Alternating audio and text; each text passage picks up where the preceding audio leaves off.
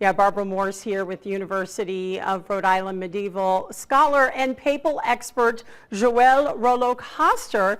And thank you so much for being here, Joëlle. Well, thank you. It has been a very busy day, but I appreciate the invitation. Yeah, thank you so much. And let's begin with what you would say is the biggest impact that Pope Francis leaves behind that may set him apart from his predecessors. Well, I'm going to, well, number one is the first Pope who really addressed our modern world very candidly. And for me, the important part, because I'm a mom, is climate change, the impact of climate change, and be really the first Pope to really address that issue.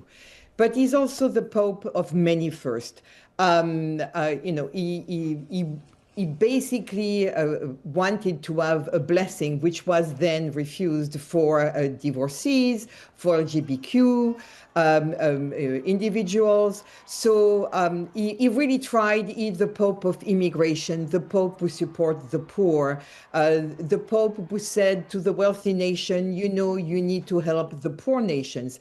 And actually what is interesting is that he did link climate change, capitalism, poverty, making that link with the fact that there is a part of the world which is creating lots of pollution. That pollution is basically affecting a different part of the world, which is very poor. So again, he will be a Pope, I think, long remembered, even though he did not rule a tremendously long term, an impactful Pope. He certainly didn't shy away from speaking his mind.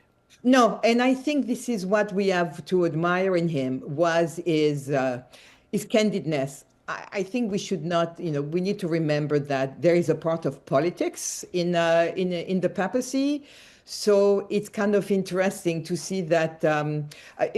I was just looking at his benediction, the Urbi Orbi, which took place this Sunday, and he addressed all of the wars. So here is, and he said things which are, to a Palestinian, a two-state solution for the Middle East. I mean, this is something which is not very fashionable in this country, for example, right now. So I think that his candor, and I think all in the his main wish is to do well, to do good, and try to help and bring peace. I think it was, somebody really, really wanting peace. So here's a big question. Do you think the Catholic Church stays the course with a more, say, progressive Pope after Francis?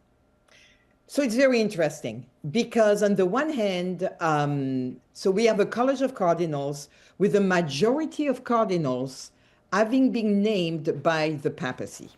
So actually, I was thinking about this morning, and what do those cardinals do? Are they going to vote like the person who basically gave them their job, or are they going to vote with whatever they want to vote? So there is an interesting question here. It does not mean that because a liberal pope names some 160 cardinals, all of those cardinals are going to vote liberal. There is a very strong tendency right now to go also toward traditionalism. And if we look in the world today, conservatism has been winning lots of the elections, in modern democracy. So the conclave is extremely secret. I'm not a card reader. And I would say it's a toss. Right now, I would be absolutely unable to give, there is a very strong movement for liberalism. There is a very strong movement for traditionalism. Well, let's talk about the process. Many are aware of the film Conclave. It was up for an Oscar. But can you explain how a new pope is selected or elected? So I'm a medieval historian. The history of the conclave is extremely old. The conclave was defined in 1274. It was defined because the papal election was extremely tumultuous. That's the best way I can explain it. And one pope, Pope Gregory X, took the decision to write something down and said, this is the way we're going to elect a pope. His election took place after 3 years. So it gives you an idea of how tumultuous it can get. So right now what we have, we need to gather all of the cardinals. Now picture that with Francis would name many cardinals on what I would call the outliers of the globe, the global south.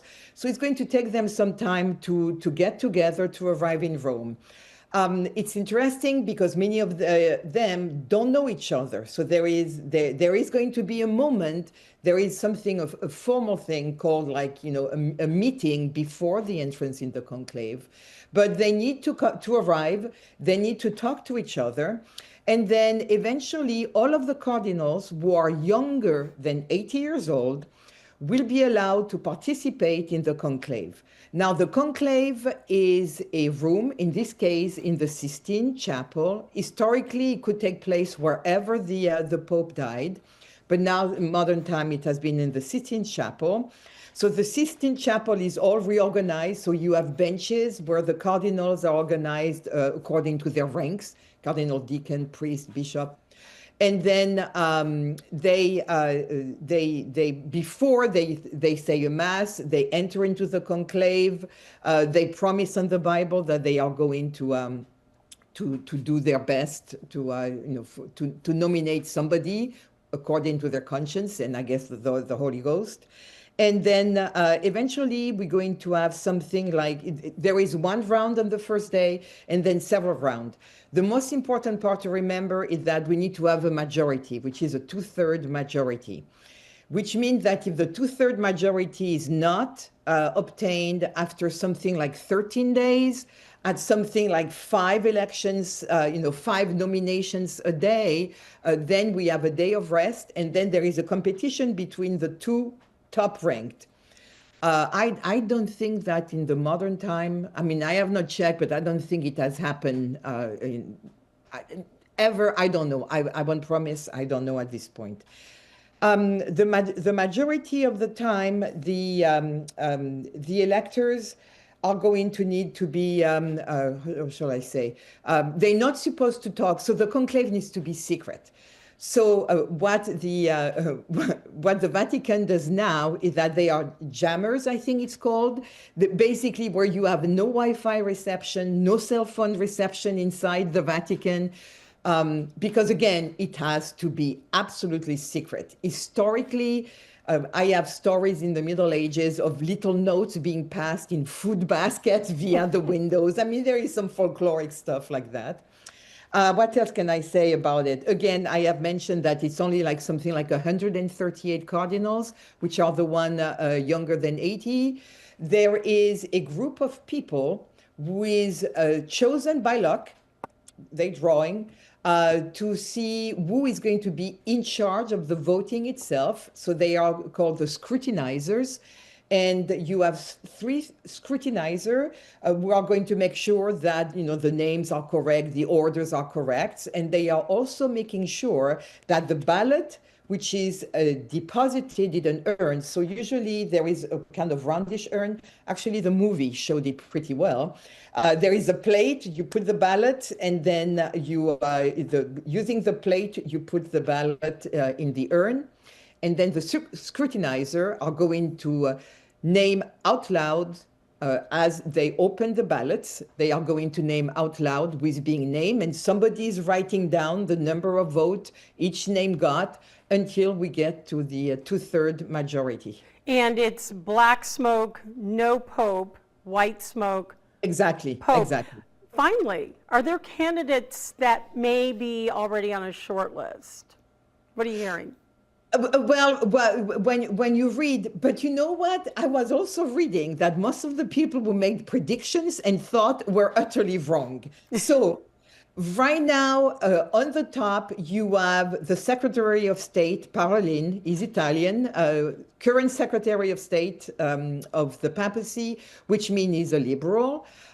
You have an Hungarian cardinal, I forgot, there are so many names, I forgot his name, who is a traditionalist. You have is it Ugandan? No, there is an African cardinals Sub-Saharan Africa, who is also on top of the list, who is also a traditionalist. Then we have a Filipino cardinals who is very liberal and is called, I think, like the Francis of the East. But again, those are some of the top four. I think there is going to need to be a lot of discussion. I think the church is facing lots of issues. Again, in France right now, there is a huge scandal with the school and other sex scandals. Paroline is enmeshed in some type of real estate deal which didn't go well. So I don't think the Secretary of State would be a very valid candidate, if only because of that issue of money deal, and the papacy has had lots of issues with banking.